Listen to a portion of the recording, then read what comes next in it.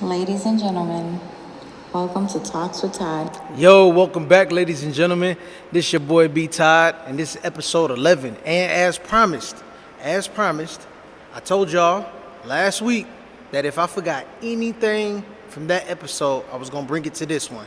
So, before we get to the actual topic, I want to tell y'all some extra things that I left out. I was able to become very appreciative when I was in jail because there were certain things I knew personally I didn't have to worry about. And while I was there, I noticed, especially since my first time going to jail, I was paying attention to a lot of other people, paying attention to things that were being done, things that were being said, all of that, just really just being observant. And one thing that I noticed, or a few things that I noticed, was that some of the guys in there didn't have anybody on the outside looking out for them. So I want to salute to my homies that was looking out, that stayed in contact with my wife, tossed her some money to give to me. I appreciate y'all for that, man. That I would never will forget anything like that. And it wasn't a bunch of people that looked out as far as giving me commissary.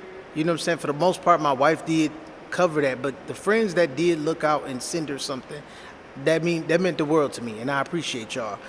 But it was a lot of people in there, unfortunately, that didn't have that. I remember seeing dudes asking to borrow some deodorant. I remember seeing dudes like, hey man, can you hook me up on your next commissary so I can have something extra to eat because I got to keep eating for whatever reason. They got, diabetes, or it was always something going on to where somebody actually needed some help.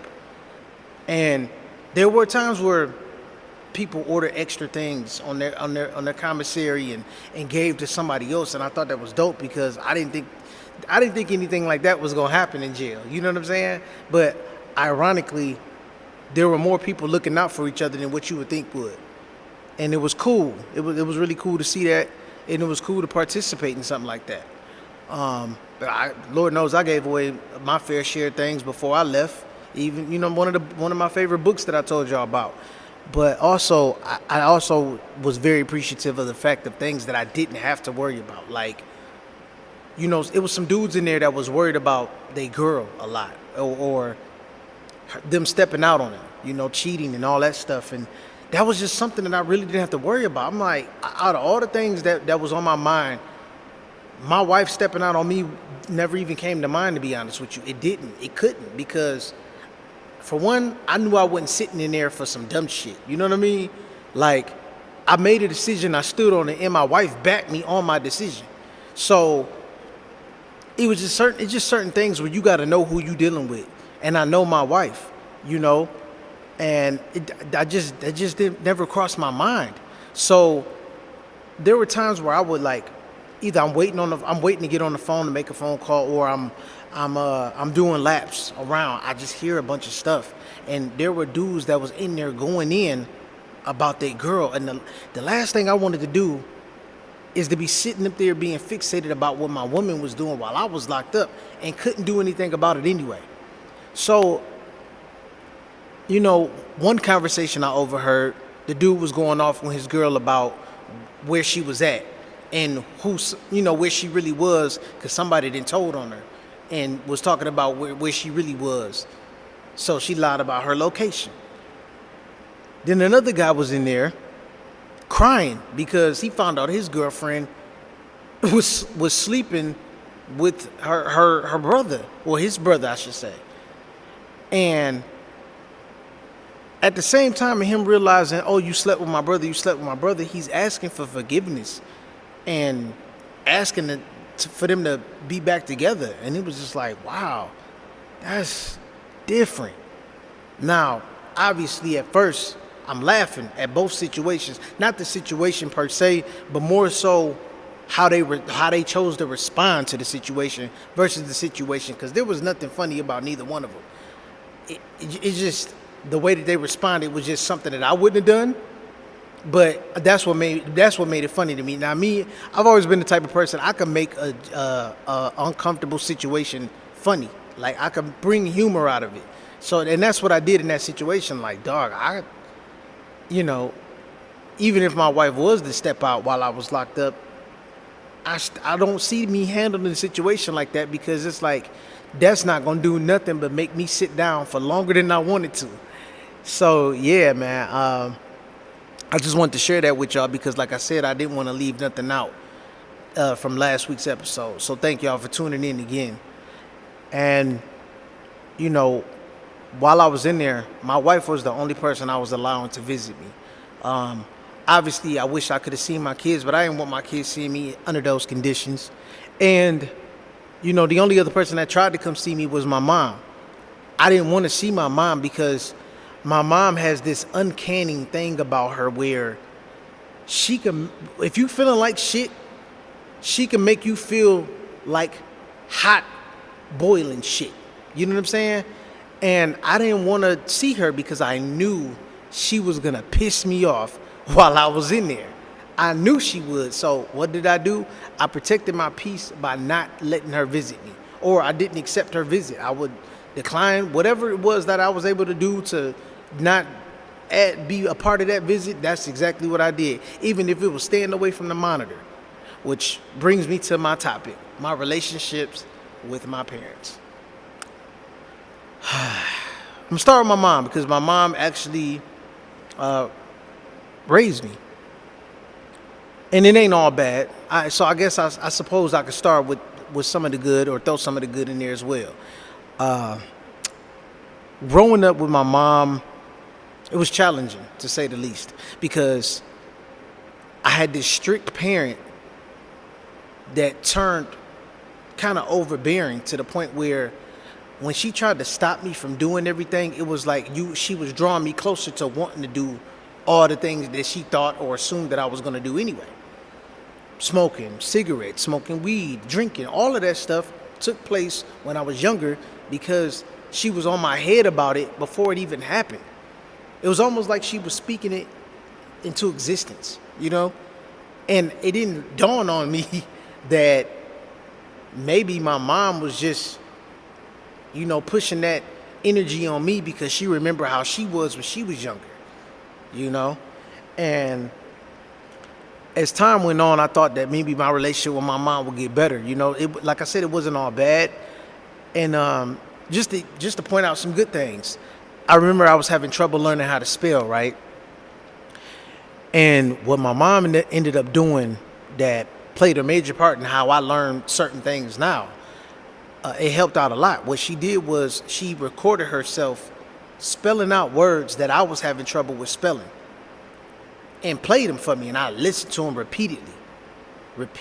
And then it got to the point where I was just knowing how to spell them words like that.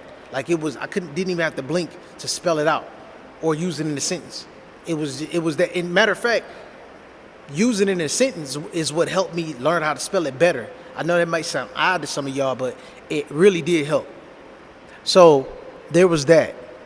And then she also played a major part into me having manners, like holding doors open for women. If somebody fumbling they groceries or something, go help. I'm that type of person, thanks to her. You know what I'm saying? And I've always, once I grew into being that type of person and wanting to look out for people, it at first I didn't want to do it. It was an obligation. I mean, it's still an obligation, but it went from me not wanting to do it, just doing it just so whatever voice in my head could shut the hell up, to me doing it out of the kindness of my heart. I've seen people in their car down and they trying to push it across the street. I hop right out of my car, push it with no problem. Dude tried to offer me some money. I didn't take it. I just said, hey man, it's all good. Just so next time, if I'm in the predicament and I ain't got no money to give to somebody will bless me like I blessed that person. That came from moms. So I got to give props where props is due, but by the same token, with all good, it comes bad. A part of my mom not being she worked at the post office, so she really was working hard, like a lot, and working crazy hours, didn't really have much time for me.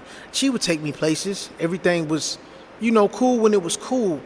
But I noticed that when it came time for mama to have a life too, that's when things really kind of got messed up. Because all the attention went to her guy. and it wasn't enough attention towards me and what my needs were.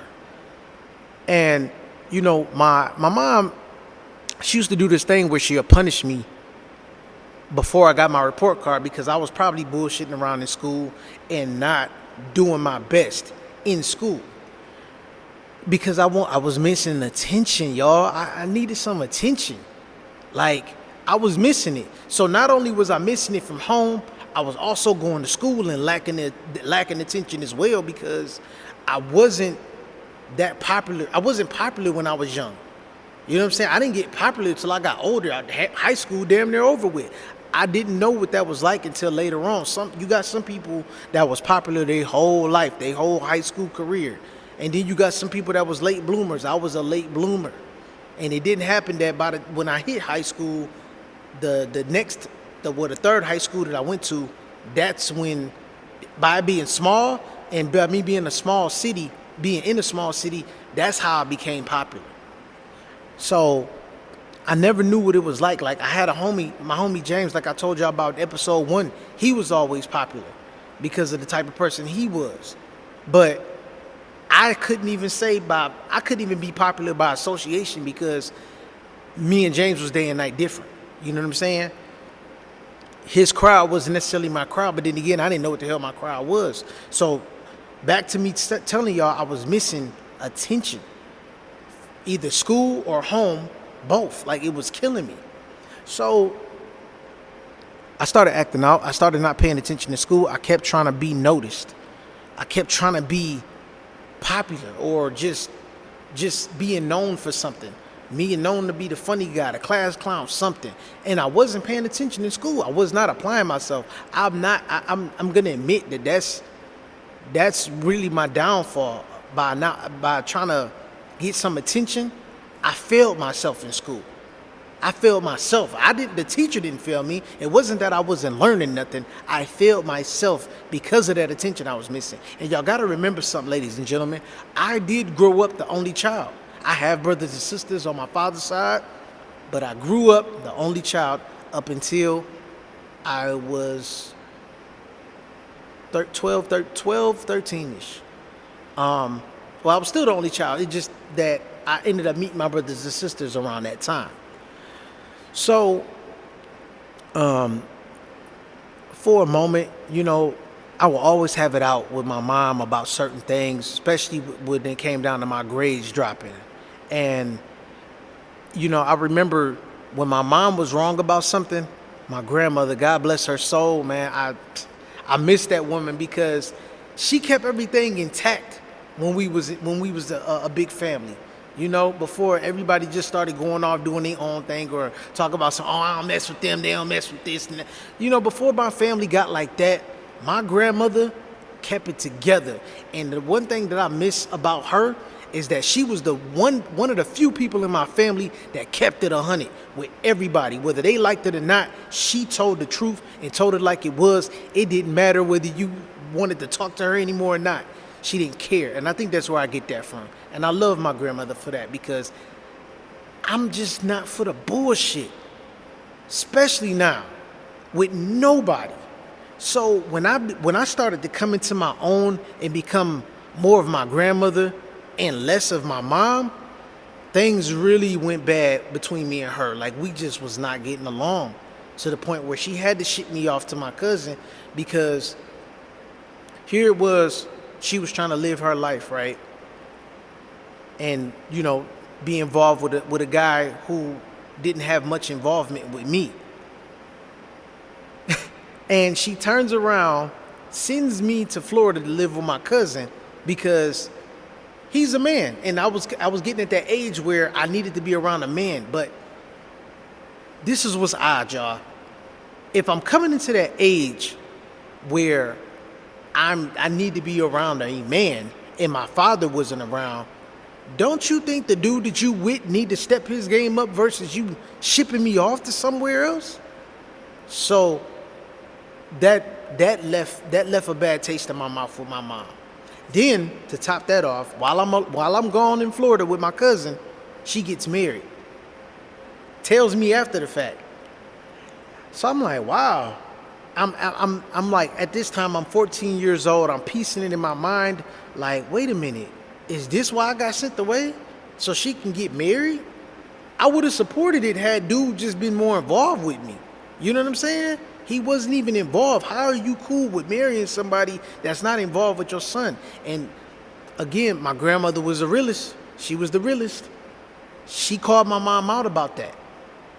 And it was a big fuss in the family. And I just wasn't really feeling the whole vibe that I was witnessing. Like, you chose a dude over your one and only son. Like, I get it. I'm pretty sure I was becoming a handful, yes, but that was the time where dude could have stepped his game up. Or was y'all too? Or my question to them would be like, was y'all just too weak to handle me? You know, because I wasn't that bad, to be honest. So, you know, that developed a lot of, I guess you could say, dislikeness for my mother. You know, then I acted a fool with my cousin in Florida to the point where he sent me back. And the only reason why I acted a fool like that is because I got homesick, to be honest. So I come back just to deal with all of that stuff all over again. It started off cool like everything else when it's new. Starts off cool, and then boom, it's back to the same old bull. And, you know, like I told you guys in another episode, I did end up getting kicked out at 18. And I got kicked out because my mom allowed it to happen, you know? And you know what? Let me tell y'all something. I'm not even mad about that. You know why? Because me getting kicked out, to be completely honest with you guys, that made me more of a hustler. I was doing Uber and Lyft before it ever even existed. Wish I had the smarts to come up with the app, because I was already doing it. I had homegirls, I had homies that needed rides back and forth to work or school or whatever, and I was getting paid for that. And if I wasn't getting paid cash, I was getting paid with something. Food, something. I was getting looked out with something. I got on my hustle when I got kicked out because I had no choice. I was in survival mode. You know what I'm saying? I would sell whatever stupid piece of jewelry I had, Cardis, whatever. I was getting rid of it to take care of whatever I needed to take care of, you know? And I'm not even mad. You know, I was mad at one point because the part of me that was mad is that when I did get kicked out and I got shipped, I was jumping from house to house, you know, doing a bunch of couch surfing. I'm like, yo, I wouldn't even be going through this had my mom just stood up to her dude. My mom had another house that I could have went to, that she could have went to herself, had she just said, you know what, you about to let my son get kicked out and he not even ready for the world? Nah, I'm about to leave until you get your mind right. That's what a real mother should have did. But I don't know how deep it was on my mother's end dealing with me. So when I start thinking about things like that, I have to start saying to myself, different strokes for different folks, and everybody can't deal with certain things on different levels. So I'm not mad at my mom, not anymore. You know, and shout out to my friend Candace. Candace once told me when I did an interview with her that I need to release my situation with my mother with love. I didn't release that situation with love. The last conversation I had with my mother, I ended up telling her I was better off being an orphan than for her to be my mom. And the reason why I told her that was because I had come to find out that my mom was gonna be participating in helping my ex raise my child support. Now, quite frankly, my ex is making more than enough money to not need my child support. She knows that I'm gonna take care of my kids, especially when I have them. However, I got put on child support out of spite. My mother knows this. She felt as though because, you know, my ex is not going to outside people, she believes that the greater my child support would have got raised up even more had she went to outside people for her to watch my kids. My mom seems to believe that because it's her looking out for my ex and not anybody else, my child support is not going to go up nowhere near as high as it could be. My thing was to my mother was this: Mom, anybody in the world can help my ex. It does not have to be you. You have to realize by you helping this woman, you're hurting me. Your name is being brought up in court to be used against me. The judge is looking at me crazy because you're my mother and you're helping this woman. So when things like that get to happening, it start like really develop some type of hatred for that next person. Like, okay, wow, you doing this. Then, there were things that was happening where my kids were being brought up and being lied on by my ex, and CPS was getting involved. Guess whose house they would go to? Guess whose house that they went to when this was happening? My mom's. Now, for those of you that have had CPS cases, right? The person that makes that call to CPS is supposed to go to their house, not nobody else's house. Now, keep in mind, y'all, I have documentation about what transpired, the conversation that was had with my son between the CPS worker and my son and my mom. My mom could have easily shot that down.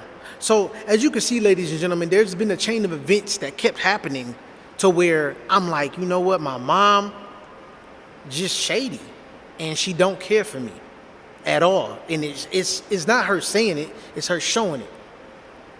But this is where you're going to get the grown version of me.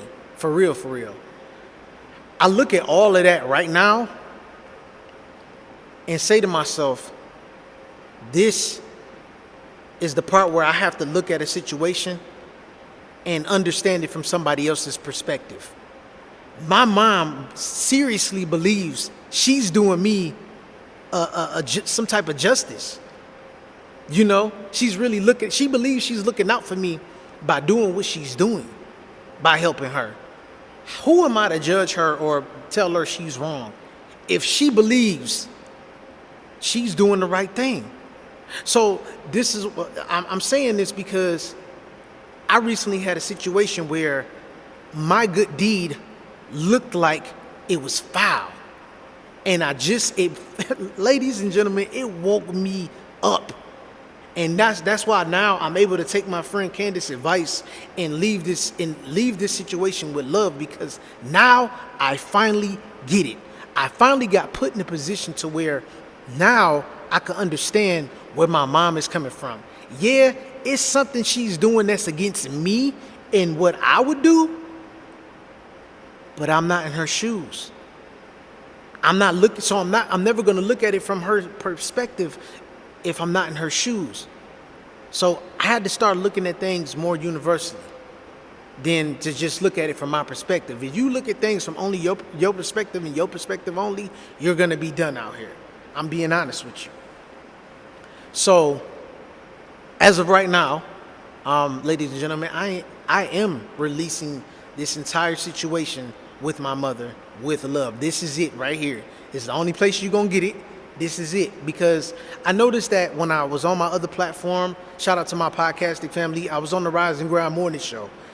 And my cousin Tia, shout out to Tia Black, she was telling me I'm still healing from that situation. And I'm telling her, like, no, I'm not. I would understand if I was still healing if I had hatred towards my mom. I didn't hate her.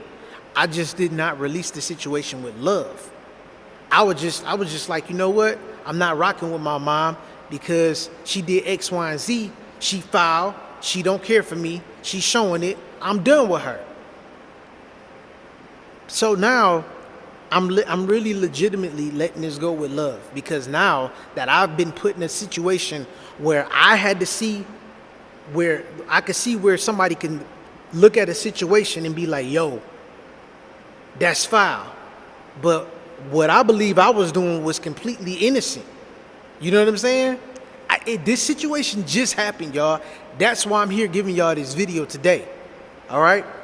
So, moving on, my relationship with my father. This is going to be kind of short because for a long time, I didn't have a relationship with him. Now, here's what happened. I don't remember how old I was exactly, but I want to say I was around 7, maybe 8. I was going through some shit with my mom. And at a young age, I realized that my mom can be full of it. And I told her I wanted to go live with my dad. Never met my dad, not one day. Never even talked to the man. So my mom was like, all right, you want to go live with your dad? Bet. Call him and tell him. So I called this guy. And I'm like, hey, Dad, I need to come live with you because I can't deal with my mother. He says, okay. All right. We got off the phone. I got bags packed, all of that. I'm ready to go, y'all. I'm not even bullshitting. I'm ready to go. And man, when I say I was left on that porch from when the sun was out until the sun was down, I was hurt. Oh, I was hurt, boy. So my mom was like, come on, come back in the house. And I remember crying like a baby that day because I was like, why is it that my father don't want me, right? And all she would say was, she was like, yo, I don't believe your father wanted to have any more kids. So I don't remember what I said after that. I don't even think I said anything, to be honest with you. All I remember was I developed a hatred for him because I'm like, how you got a son out here and you ain't dealing with him? And then furthermore, I'm looking at it like this. If you'd have just said, no, you're not about to come get me, my feelings would have been hurt, but I would have respected you more for telling me no instead of just letting me sit there and wait on you. You know what I mean? And unbeknownst to me, I was unaware of the games that my mom had played in between that time period of me even thinking about calling my pops. And, you know, like I said, my mom kept it very vague when she just said your dad didn't want any more kids. Years go by. I'm a young adult at this point. Like, I believe I'm like, actually, no, I take it back. Let me go back. I'm sorry, y'all. While I'm 12, 13-ish, my uncle must have reached out to my mother. Shout out to my uncle, which is my dad's brother. He reached out to her about something, somehow about meeting me, whatever. So I meet him first before I actually met my dad. And he starts introducing me to my other side of my family. So I'm learning that I got brothers and sisters and other cousins and all of that. And there's a lot of them that I got cool with. So when that happens, I come across my dad, but I'm like, I'm not really wanting to be bothered with him because I remember what happened when he left me on that porch. So I still got this attitude. I got this bitterness that's still boiled up inside of me. So here it is. I'm constantly coming around my uncle. I'm going around other family members, all of that. But I'm still not rocking with him. And he's still not really rocking with me like that. And I wasn't understanding why. So that pissed me off even more. And I remember seeing one of my sisters and running my mouth. I think I said something to the effect of, I'm going to slap him. I told my sister I was going to slap my dad because he owed me some money, but really he just owed my mom some money, which was child support money. And I believed at the time, because my mom was very frugal / cheap. And I say / cheap because she was making good money, but just didn't want to spend money on certain things when I was younger. So when younger version, immature version of me, I'm saying she was cheap. Older version of me realized that she was being frugal, right? And I started taking an account of bills and all that other stuff. So I'm like, okay, my mom probably do really need my pop's help with me. Cool. So I said that dumb shit to my sister. And, obviously she went back and reported it. And, I got a phone call from my uncle and my pops about the situation. And I was just like, look, man, I was just talking shit. I'm just still feeling some way.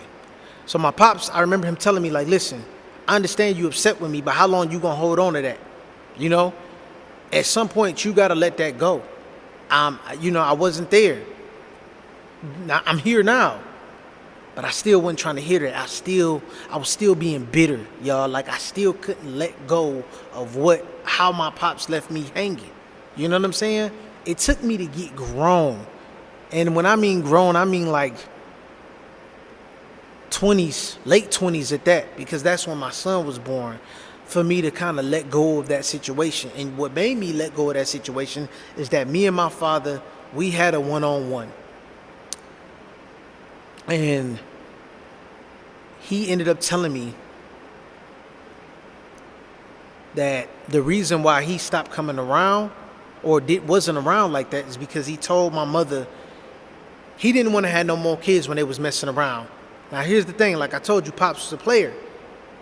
He was with another woman, right? So by him being with this other woman and then messing around with my mother, I was the end result of that. I was the end result of an affair, right? My mother tells my pops that she was gonna get a divorce. I'm tripping, not a divorce, an abortion, right? She was gonna get an abortion. She was gonna abort me. Okay, cool. So my pop's thinking she about to go ahead and get rid of me. Cool. He gets a phone call saying that your son is here the day that I was born, and got ghost, cause he like, hold up, what you doing? What you mean?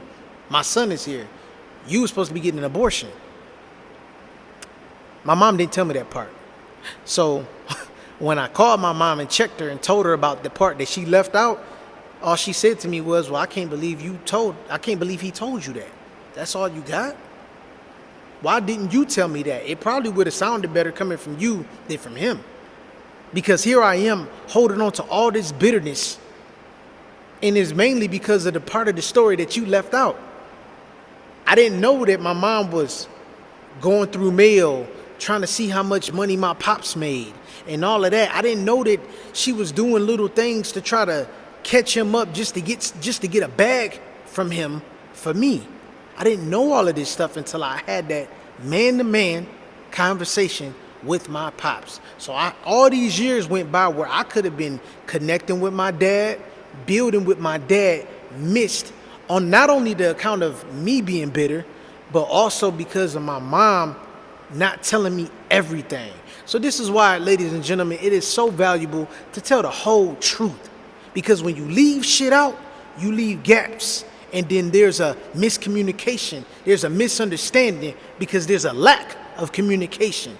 There are stories that are not being told. There are parts being left out. Stop doing it. If you stop doing shit like that, things will go smoother. Much like my childhood. Okay? So, at that point, I started dropping the hatred that I had for my father. We developed a better relationship. And one day, I was going through something with my own kids and their mother. And, I was explaining to him what my mom was doing behind the scenes and all of that. And he ended up telling me, like, he apologized to me this day. He said, listen, son, I know I should have been there, and I wasn't. And, the games that your mom played, yeah, that pushed me away, but it didn't have to push me away from you. And I said, you know what, it's okay, because when you extended that olive branch to me to try to get right, I slapped the olive branch. So that was on me. So we had a mutual understanding at that point. However, I do still believe that he should have been there from jump, but because he recognized that, I let it go. And it made me drop it even more, And since then, me and my pops have been on speaking terms. We talk. Like the man just turned 76 last month. And when I called him, he was fixing a car. He's in great shape. Like, I could only hope to be old, to grow that old and still do the things that he's doing that a young man should be doing. That's dope, So as of right now, me and my pops, we do have a better relationship. But unfortunately, due to all of those gaps throughout the years, there's still there's still some space in between us that could be filled. However, I believe that's just something we both got to take the leap on. But we are closer than what we ever been, and I love it. I appreciate it. My mom and I, however, I don't believe we're ever gonna get to a point where we're gonna see common ground, because again, like I told y'all earlier, I'm more like my grandmother. My mom is that person that likes to put on a front to make things seem one way. And I'm like, no, this is what it really is. But she would want to hide what it really is, and I'm just not that person, especially now. So I don't believe we would ever come to a place of some type of common ground, because I'm too real, and unfortunately, she's too fake, for lack of a better word. And I'm just not with it. And then you know what? She's just more of a beat around the bush type of person. She's a sugarcoater. I'm a realist. And I stand firm on being a realist, because I believe that you can get further with that. And I have gotten further by being more transparent. You're not going to get anywhere if people can see that you hide stuff or know that there's secrets that can really ruin you. You're not going to move correctly with all of that on you. Hence why you guys are getting these episodes of full transparency. You guys have heard a lot of things, damn near everything, okay? So I don't believe my relationship with my mother will ever get to a point where we're at peace like that. I mean, I'm gonna be at peace on my end, but I don't think we're ever gonna just see eye to eye, and that's okay. I'm okay with that now that I'm releasing that situation with love. So that's it, y'all. That is my relationship with my parents, and I can only hope that more people pay attention to their kids and understand how not telling the whole truth is a form of enabling as well. I hold on to a lot of bitterness towards my father for nothing. Absolutely nothing. All my mom had to do was tell me everything. I don't know, maybe she thought I was too emotional, and maybe I would have been. Who cares? Bottom line, you would have told me. You would have got that off, and I wouldn't have been holding on to all this resentment. I missed a lot of time with my father because I was so mad about how things played out because of one part that was left out of a story. Please learn from this, ladies and gentlemen. Please learn from it, because it wasn't cool. And now I have a relationship with my father that could be way better if I was told that early on. Not saying that I still can't make my relationship with my father better. It's just, it's going to take time and effort on both ends to get us even closer than what we are now. But right now, I'll take it. Because when we talk, it's dope. It's so dope. I get to have some conversations with him I didn't think I was going to be able to have with him. And to get his perspective on things, to get his knowledge and wisdom is dope. I wasn't able to get that as a young man. Now that I'm in my latter 30s with kids of my own, I learned some stuff from him, And, I don't even fault my father for not being around when I grew up, because you know what it did? It gave me motivation to not be like him. It got to a point in my relationship with my kid's mother and my kids, my homie had to tell me, B, you beat your father, right? Like, you don't have to keep trying to outdo him. You did your part when you was sitting there cutting those umbilical cords, when you was giving those baths, changing those diapers, taking them to school, taking them to daycare. You've been doing the work, bro. Stop overexerting yourself trying to outdo your dad, because you already did your part. And I had already but when he told me that, I had already realized it. But when he said that to me, it was almost like he took a little more release from me. Like I was able to look at the situation a little more clear. Like, you know what? Why am I going so hard when I know what I've been doing? I know I've been doing right by my kids this entire time before things got messed up with me and my kid's mother, and the situation why kids got messed up. So when that happened, I kind of really I couldn't do nothing but thank my father, because I'm like, yo, that helped me go hard for mines. No, it wasn't cool that you wasn't there, but it was at the same time. So in life, y'all gon' some of y'all not gonna get this, but some of y'all need to learn this and understand it. Life is all about balance. When you find a way to balance the good with the bad, you gonna be one badass person. Trust me, your way of thinking is gonna be out of this world, and ain't nobody gonna be able to tell you nothing, like change your mind about nothing or anything, because you gonna already see the balance in every situation. So that's it, y'all. I'm out of here. I'm gonna catch y'all next week. Remember that. Indeed.